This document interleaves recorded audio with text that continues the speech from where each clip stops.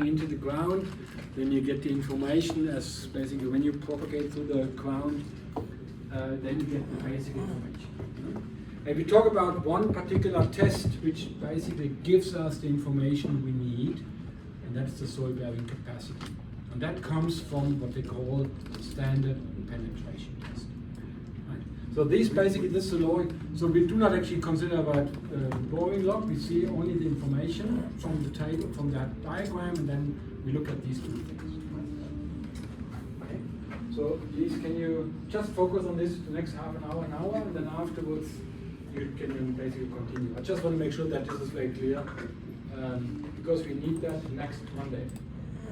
So what I show you now today, that actually also then open up the track. That's another track which is called Geotechnical Report, and I need you to have this finished by next Monday. And when I say finished, that doesn't mean submitted. I will explain that in a minute because we do that review or the audit or the audition of this one, and basically summarize what we all got. So please try to pay attention for the next hour or so, and then afterwards then get all, if that's okay. So we talk about the geotechnical report, and in that the only thing what we really want to get out of this report is the allowable soil bearing pressure. The soil bearing pressure is that information which we need as an input for the design of the foundation or the footing which we are going to do next week. Right? So I explain it only here once, and then on after that it is in your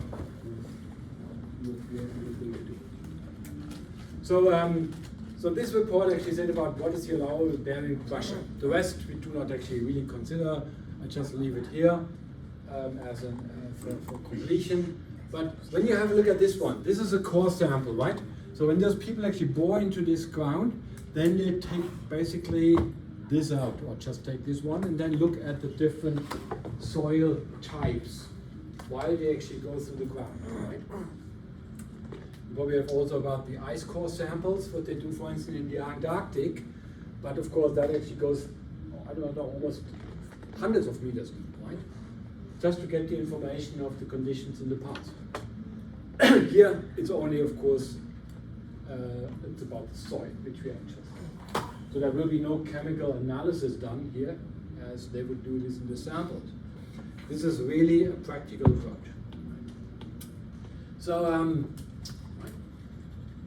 So that's actually the pathway. So the soil bearing pressure, or the bearing capacity, is the capacity of the soil. And now, again, that word capacity. We talked about the column and beam, the capacities. That means the bending moment capacity, the axial load capacity. That means what that element can generate or create. So now we do the same thing with the soil. The soil is able to create a pressure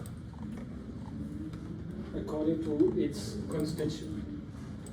We call that the pressure which is able to generate to counter the pressure which comes from the foundation.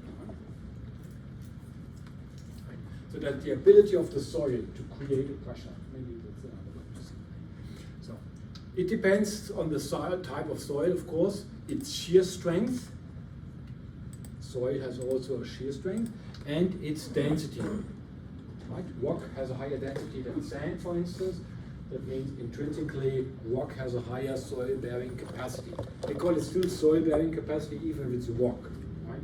So soil means simply everything underground. Okay? It also depends on the depth of the embedment of the loads. The deeper it is founded, the greater the bearing capacity. And that also makes sense because in the past, when the deeper layers were compressed from the layers above, that means density, when you dig in, is always higher, which means the capacity in general is always higher than on top. It's simply because of the pressure from above. So the process of obtaining the bearing pressure is quite easy. We have the boring lock. Then we check the standard penetration test number, and from there we determine the pressure. And these two steps here, they require what we call, or what you call in stage 4 in math, interpolation. You heard that word, and you know how to apply it. I will show you how that happens. So we talk about interpolation. And why is that? We'll see in a minute. So this is the process. You have this one, you get this, determine this. Okay? So this is the pathway. So here is a report. The boring log is the basic record of almost everything and provides a detailed record. So for instance here you see these basically such a diagram. Here is actually the soil sample that's basically standardized illustrations of this one. It doesn't bother us. There's information one in the quiz which you basically see. Then you see here the comments. So for instance on top there's sandstone, there's claystone, and so on, right? But as you can see, it starts from the top, and here is the distance, the depth in meters, 1 meter, 2 meters, and so on. So there's a scale here, and there you see here such a diagram. And with the diagram, there is something given what is called the flow count. That word, flow count. Right? That's why I have highlighted it here. That's all what you get from these reports. But the only thing what is really cared to is the soil classification. And I mention it to you because that's relevant for your quiz. Right? So the soil classification is for your quiz. And the flow counts, that's the one which we're going to need to find the standard, to basically use that for the standard penetration test. That's why I've highlighted it. So these are the important one. The rest is okay. Let's just. So I gave you a visual help for this one. So they say about the boring log will detail the soil layers by depth from the surface. Which makes sense, right? And this is the one which I basically come up with. That is actually now the unified soil classification system. So that actually shows you basically all the different classifications, which will be also, that's what I know, definitely will be in your quiz. So that means if the quiz question come up, you'll find all the information in here. Right? So that I do not really want to go through all these things here because that's actually pretty much self-explanatory, and I think you do not need to tell me, you don't need to tell you basically highly organic soil is the peat and other highly organic soils, and the only thing what is interesting probably is those diagrams here, but otherwise, besides of that, there's nothing else I want to detail here. This one is in your quiz. This one is actually what I want to do. This is the one which you need for the standard penetration test. The standard penetration test is an important measure to measure the soil properties. And this is now the Neanderthalian method, the old style 5,000-year-old methods. By simply having really virtually the same, such a rod, and then do this, and then count how many blows you need to penetrate a certain depth. That's why it's called flow count. Flow means simply hammer it once, 2, 3. How often do you have to hammer so that it reaches a certain distance? I hope that demonstration makes sense. But that's the really method from the Stone Age. I think it hasn't changed, right? Really, I mean, it's amazing to think about that. But civil engineering is probably not the most modern technology using, but it's not my profession. So I haven't developed anything else. So they say, for instance, okay, they say now by dropping standardized weights repeatedly and record the numbers of blows to advance a certain depth. And a certain depth, now you can actually put it in a figure, is 300 millimeter. Of course, obviously, the more the blows you have forced to reach 30 centimeters, the harder the soil is. If you have sand, you pull probably 4 times, blow it 4 times, then you reach the 30 centimeters. For concrete, if you actually can go through this at all, it takes much more. So loose, and that's why they have not quantified that kind of thing. They say about loose or soft soil will show blow counts of less than 10. Blow counts of 10 to 50 usually means the ground will be fairly easily be excavated, which means there's not much. When you actually dig out something, then you use simply the excavator and you get it out. Right? If you have a blow count of 50 or more, then the whipping of the ground, that means basically if you just dig it out, the danger that you just whip everything around it is also. And if it's actually more than 100, then you probably require blasting, because with the excavator you cannot go through rock, right? Like granite or so, you have to blast it, right? Or use a hammer, this jackhammer, where they simply crush the rock, right? So that all depends on the blow. And this is such a test. I'm not sure whether this is now the most modern technology, that they simply have some sort of, it looks like a drill, like the rig, an oil rig, where you simply now start to crank it up here, and then let it simply drop. This is actually standardized. This is in the standard described how to do this properly. Okay, so I'm pretty sure it's not automated, but it's certainly not manually done anymore. But at least from the functionality, it's still the same process because it's the standard. So the test consists of driving a split spoon sampler, that's something that what you see down here, into the soil through a borehole between 50 and 100 millimeter. It's performed by a hammer, weighs 36.5 kilos. I do not know why they have chosen these numbers, and from a height of 750 millimeter. With other words, it's a certain amount of a regulated energy, right? The potential energy, when you drop it down and hits the ground, hits that one, then the energy is then converted to kinetic energy and the potential, so that you have a certain amount of energy which drives that one in a certain way down the ground, so that you have always the same amount of energy for the blow. Because, of course, it makes difference when I basically blow it, right? Then I have to make sure that my blow count must be always the same. The energy when I blow. If I just do this and then do this and do this, and I change it all the time, then there is no verification. That means you cannot compare, right? So you must make sure that the blow is always done with the same amount of energy, right? And it makes sense. Otherwise, you cannot compare.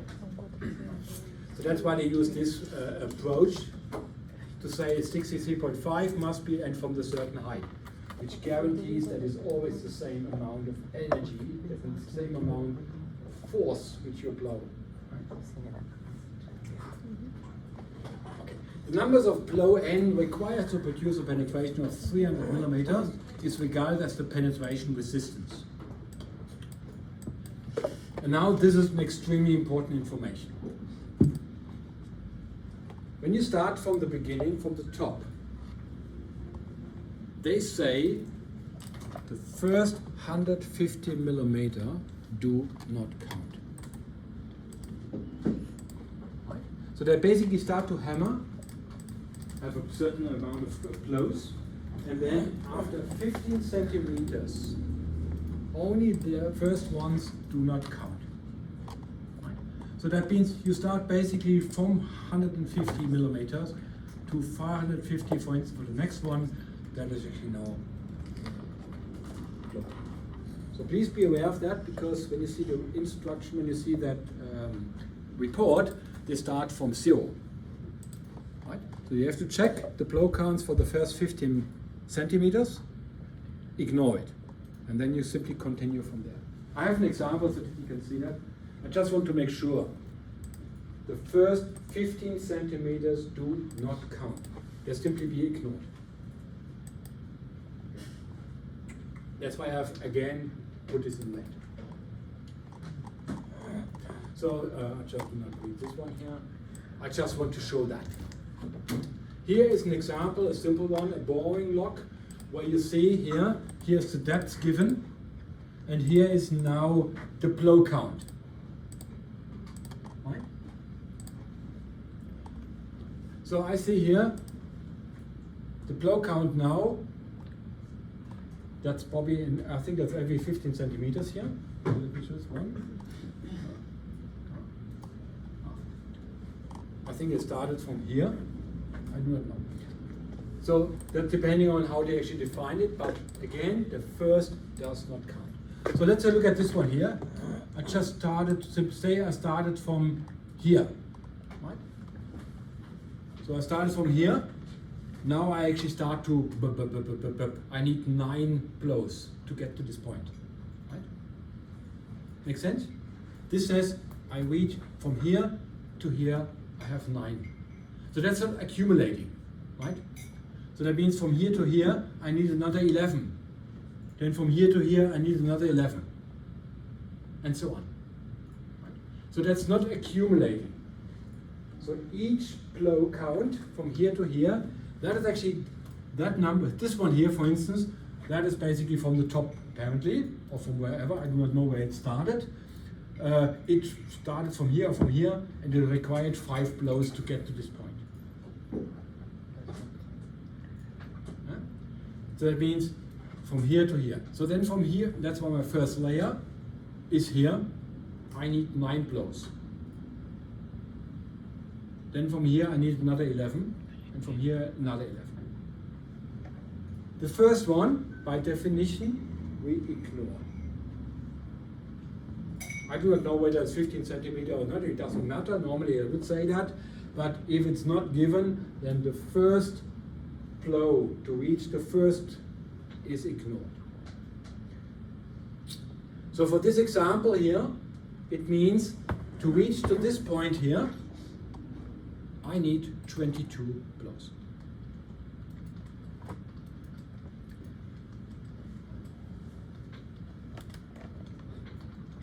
That's how you count the blows.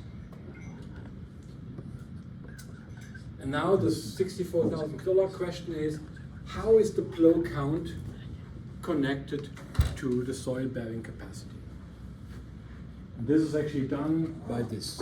There's one table out there from a guy, he actually created that table in 1996 in the paper.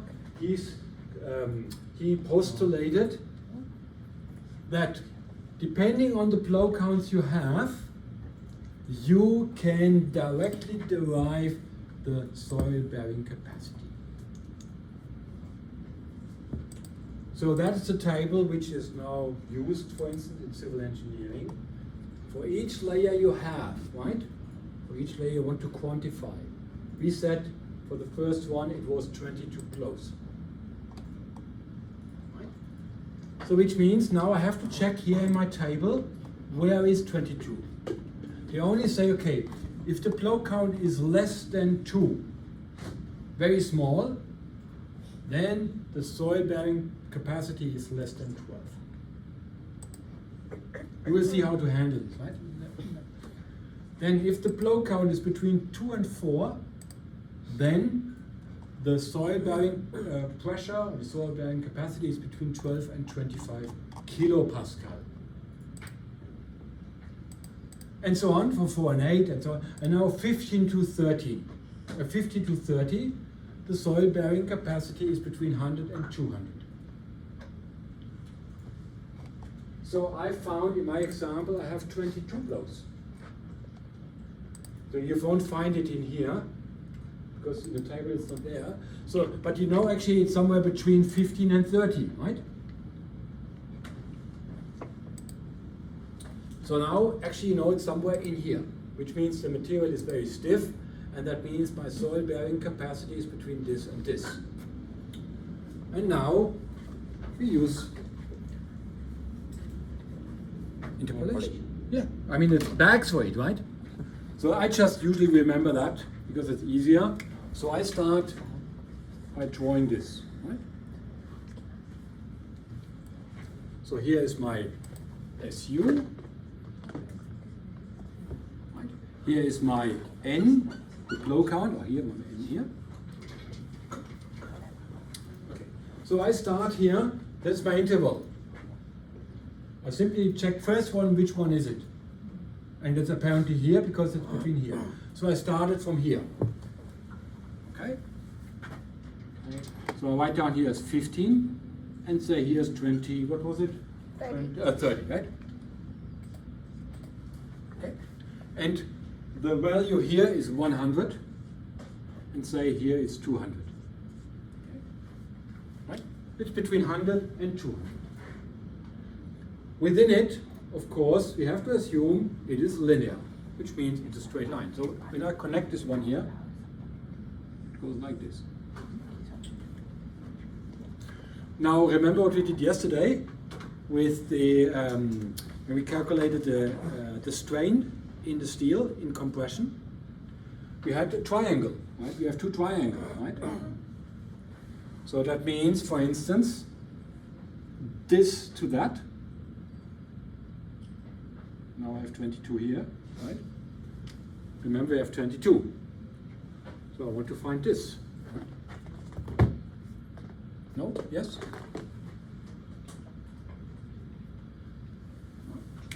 So I have to find this one here. This is 100, as we know. That's interpolation, right? So that means I have two triangles again.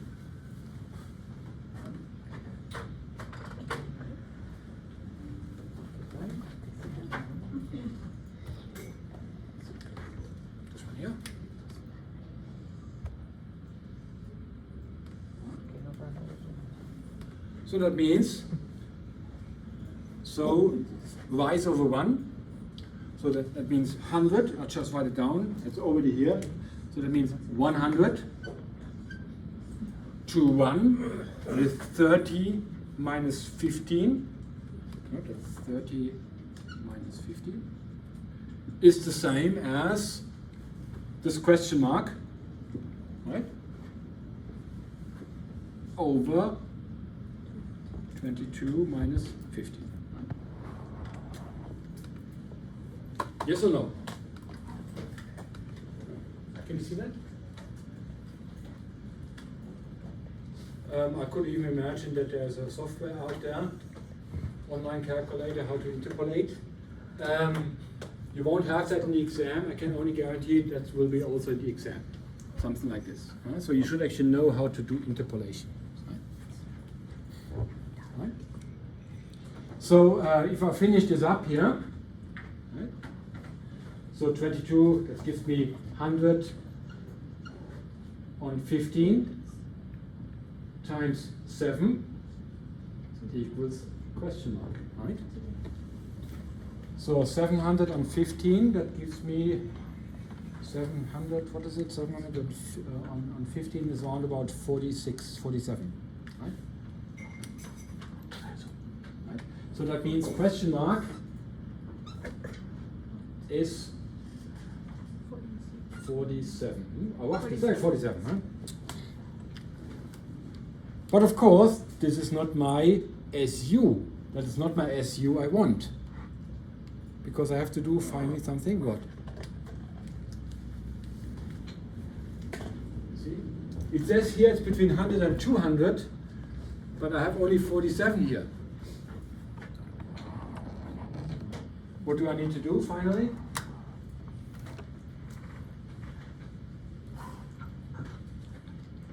Tell me.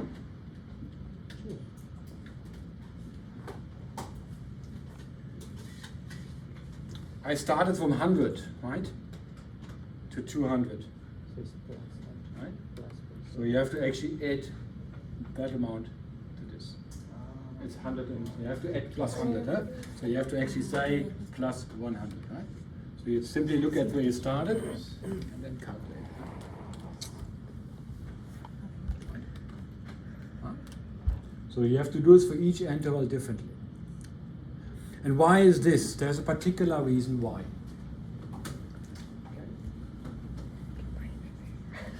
If you check, because you see that's actually rise over 1. And you hopefully remember rise over 1 is what we call the slope. The slope of a straight line. Math in stage 4. Each of these entries here will have different slopes. So you cannot compare this with this or this with this. Each of these will have different slopes. Because if the only other thing what I can do, what I could have done, I say, okay, I started from 0. I could have also said, okay, look, I start this. Here's 0, here's 200, and now here is 15, and here is 30. So I know is this one here. So now here 50, that would be say 100. Right? Right? Right? But I cannot simply say this when you state this goes directly to the point of origin. Most likely it will not. It will go somewhere else. It will not be exactly goes to the center. So which means you cannot start from 0 here. So for the interpolation, you have to do this like this, right? And when you do the calculation, you find your value here, then you simply add this number which you have here, either 100 or 50 or wherever you're starting from. Right? I just want to simply highlight the fact, right? You have to actually, because that's what is called an offset. Right? You have an offset from the original axis. So in order to find this one, you get then here, right? Question mark is now SU, and that's 147 kilograms. And that's what you see here. So look, that's the what you need to know, because that was stuff from math. And if you have some issues with interpolation, then you have to read up on it again, because you're going to need that. Again, the word is called interpolation. So what you get from there is now this SU, whatever the SU is, it's actually called here the soil shear capacity.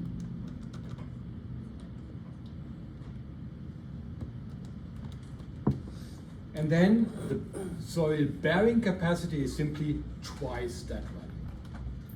That's simply set in stone. From this table, here, from this table here, you get this number. Finally, you multiply it by 2, and that gives you the all-important soil bearing capacity. Let's do another example. Simply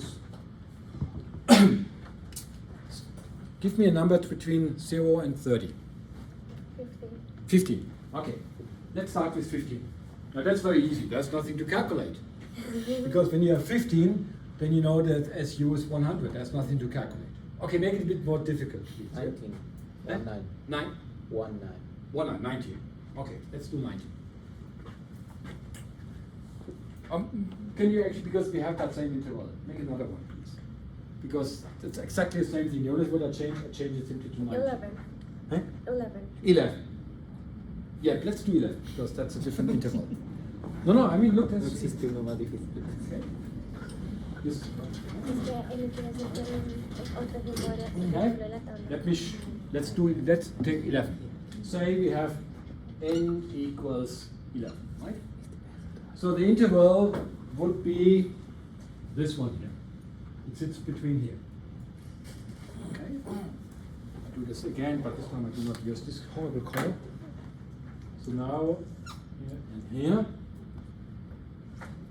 So my interval for this one here starts at 50. I write down 50. Now take this number here already here and it's 50. Yeah? So the final result I do, I simply add this with this. So 50, the other one is 100. And here we had 8. 15. So here was 15. Oops, no, okay, like this. And now we have 11. Okay. Question mark.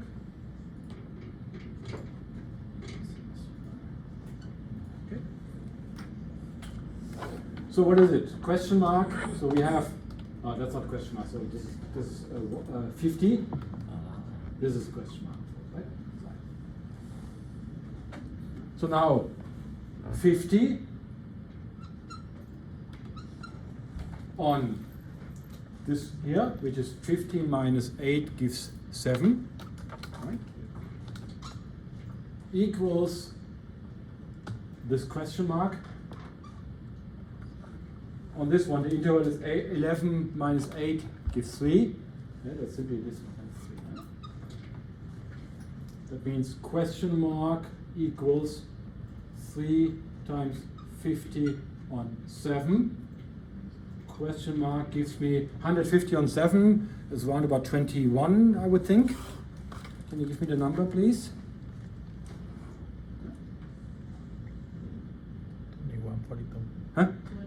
2142. 21 point, make it 1, huh? Before, it doesn't matter. Huh? Okay? And then finally, that means now I go here, and that means I have SU is then 71.4, and QU is double is 142.8.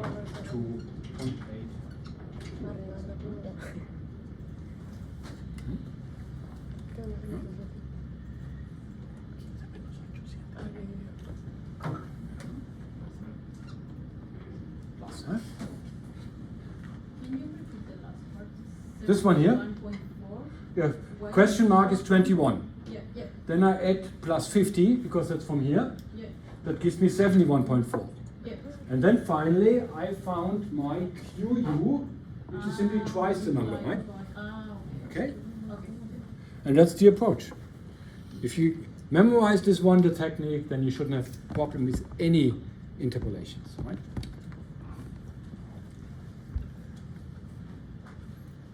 There's only one thing left to mention, this table.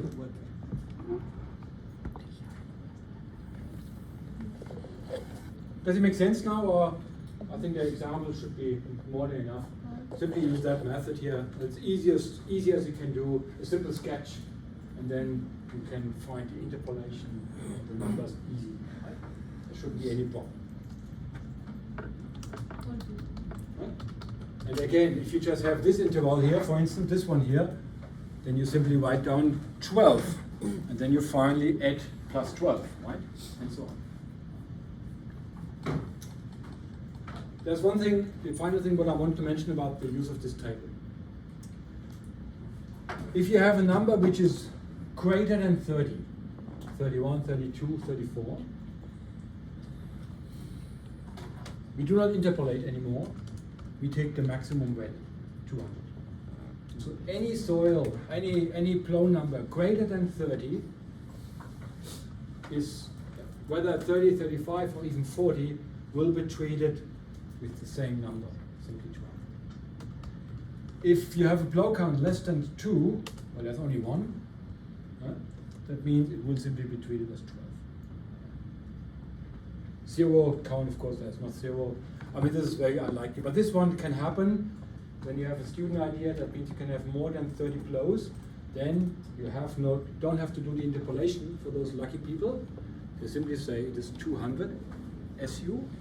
That means Q is 400. Or with other words, the maximum soil-bearing pressure, the soil-bearing capacity assumed for the design we do is 400 kilopascal. That's the maximum possible number. So don't try to interpolate here. Or actually what you do here is what's called extrapolate. Don't do this. If you have any flow number greater than 30, simply assume 200 for SU. And QU is 4.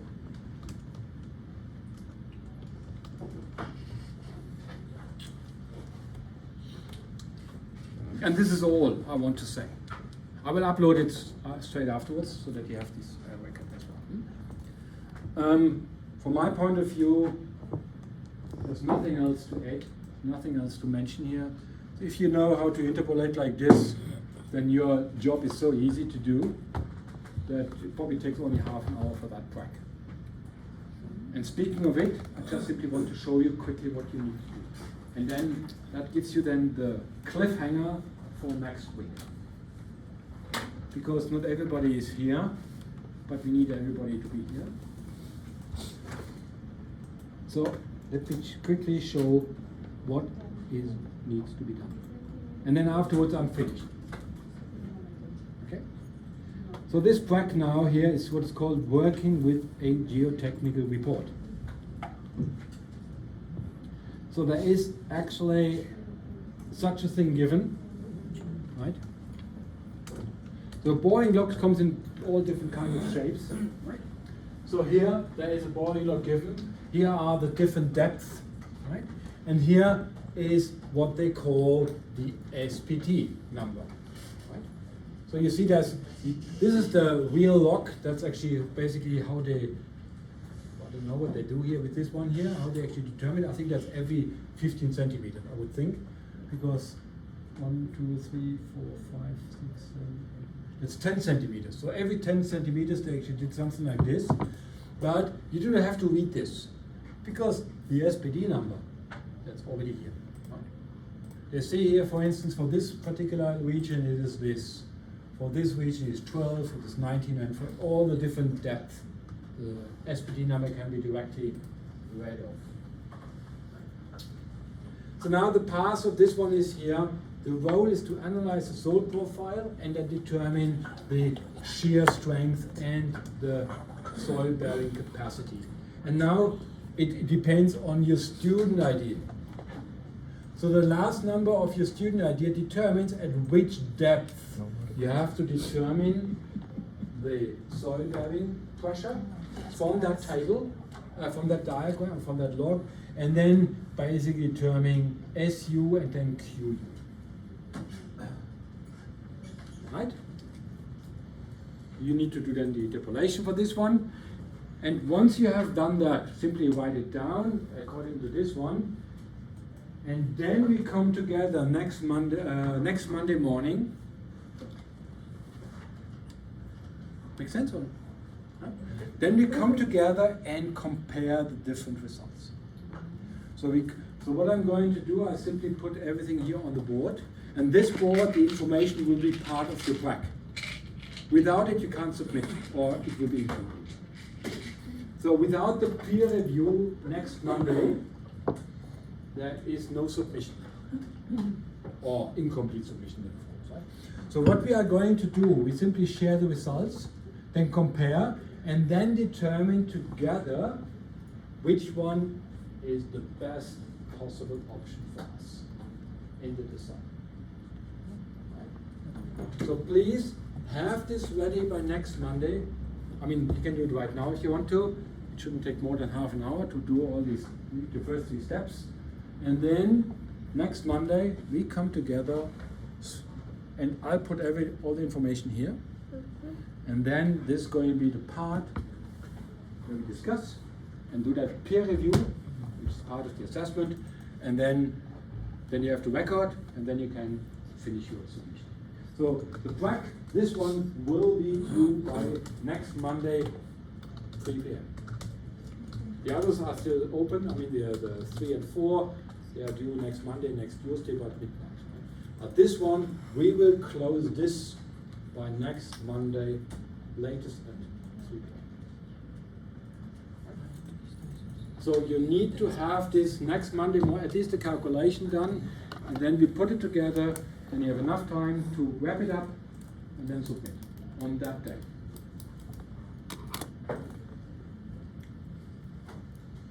Right, it's handwritten stuff. I mean, there's not really much to talk about, not really much to say about it, so that we have it out of the way. Okay. When we have done that, and then we will do another thing, a similar exercise later on in week 5, when we do steel beam design. I do the same thing when we compare and peer review data. So again, make sure that you have this ready by Monday morning when you come in. Then we gather the results, and then we do the peer review, we finish it up, and then by 3 p.m. latest you must submit. Right? All right, then I'm basically all I want to say for today, and I think basically let's call it a day for my side. Sounds so relieved, right? Look, I didn't text you today, right? This was just a straightforward thing. Most of the stuff was boring, and that's probably the most boring part of this whole stage 7, which. But remember, the quizzes you have, the quizzes in particular for this exercise, they need to be taken a bit more seriously. All right, then I am finished for now. Good. Any questions? I hope that makes it very clear now. Huh? Good. All right, let me then change this one here. Edit. Okay,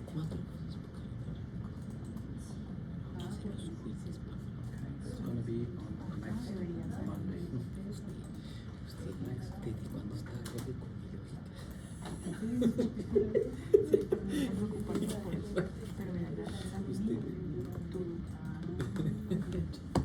Esto es re loco. Yo supuse que juntándome con ustedes yo iba a mejorar. Es que si una mierda. Usted me está haciendo pegando cada día más. Ese es un buen dato de basic. Ahora sí, ¿no? Análisis en basic. ¿Qué era lo que me preguntabas ahorita? ¿De qué? De la placa de esta. ¿Qué es el ribar de extremo a extremo? No tengo ni idea. Pregúntame a alguien que llame. Ay, o sea, ya estás haciendo lección. Estoy haciendo esto. Es que ya es demasiado viciosa. Ojalá ya la volvamos después. Ojalá en 2 meses no esté aquí. Yo no sí estoy de acuerdo con tu lógica. Es que el Dani me volvió a... Laura hacía las tareas, güey. Y yo así que sí, de acuerdo. Estamos en ello. Sí. Yo creo pizza, ¿no? Men, yo tengo hambre. Un viejo con hambre no trabaja. Por dos. No le trabajo con hambre mucho menos lleno. Un viejo con hambre no trabaja.